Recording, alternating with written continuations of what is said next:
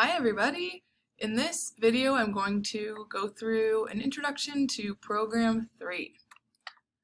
In this program we're going to work with another file. This one's going to be about weather. And we're going to make a actually really fun interactive program where the user can get some information about this weather data. So the input is this weather.csv file, and as usual we need to save it in the same directory that our Python source code is going to go. So I'll just start off by saving both of these.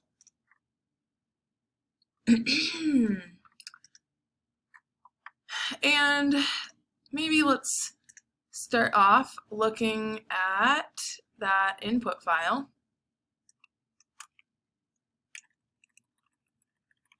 So this is showing weekly weather data in different locations.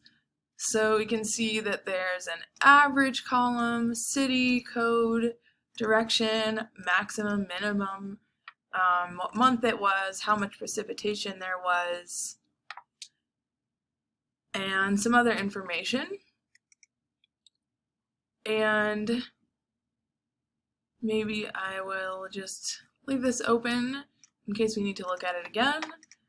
And if I look at the weather.py file and open it with idle, we can see that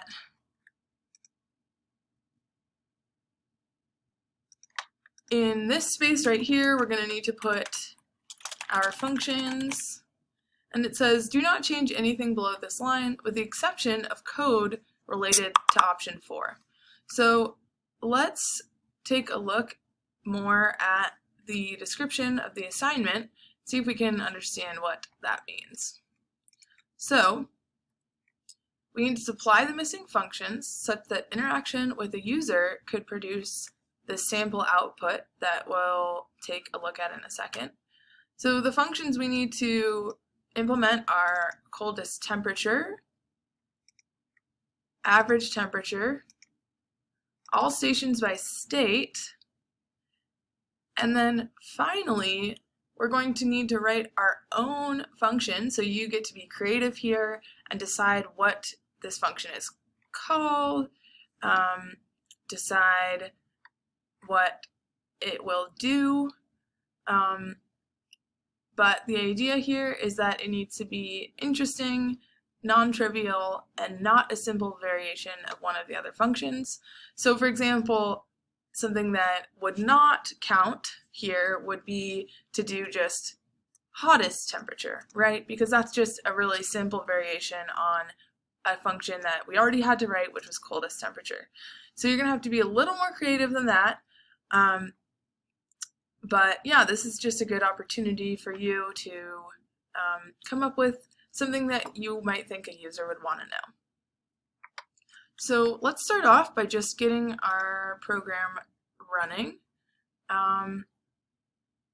So it looks like maybe let's just try running this and see what happens. Okay, so we're already prompted to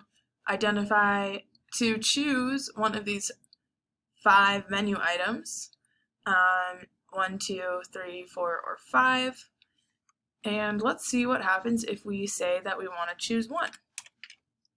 And here we see that, oh, this coldest temperature function is not yet defined. We would probably get the same thing if we did 2, 3, 4, or 5. Excuse me, I bet if we did 5, we probably would be fine, right? Let's try it. 5. Yep. So it looks like quitting is already done for us. But we're going to need to work on 1 through 4 here. And so how does this, when we select 1, how does that actually tell the program to call our function? We can look down at this main function here, and we see that as long as the user continues to enter choices 1 through 4, the menu function is called, which prints out these prompts. Then the input function is called, and then depending on what is returned by input, which is assigned to the choice variable, the program will either call coldest temperature, average temperature, all stations by state, or this is a place where you're going to call your function.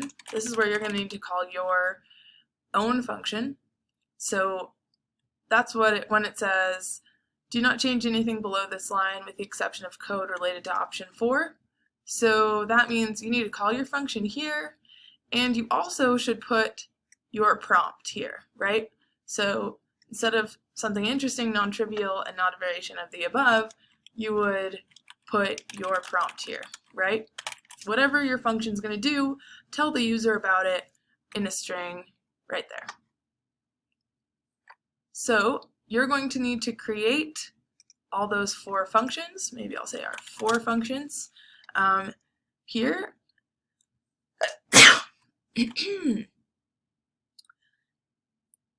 So that they follow the instructions on the page.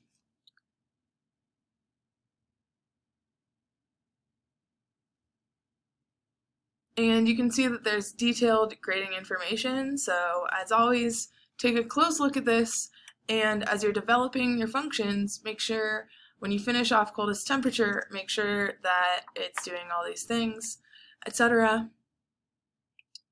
And in order to check that your output matches what you're supposed to do, you can take a look at the sample transcript here, and we can see that this is just a sample run, right? So once you've got your program working, I would say maybe just get identify coldest temperature working, then test out this right here, enter choice 1, and make sure that you print out exactly the same thing that's printed out here. Then work on 2 and make sure that you get exactly what's printed here. So you can see that the way that you would test 2 is you're going to have to run the program, and then when you're prompted to enter your location, you're going to have to type in Miles City MT, and then you'll get that information. And then if you, again, press 2, try it with the lowercase, etc. And so that's how you can make sure that you're going to get full credit for matching the sample transcript. And you can check that your functions are working correctly too. So that is program 3. Good luck. Please ask if you have questions, and enjoy this one. You get to make your own function, I think for the first time in this class, so that should be fun.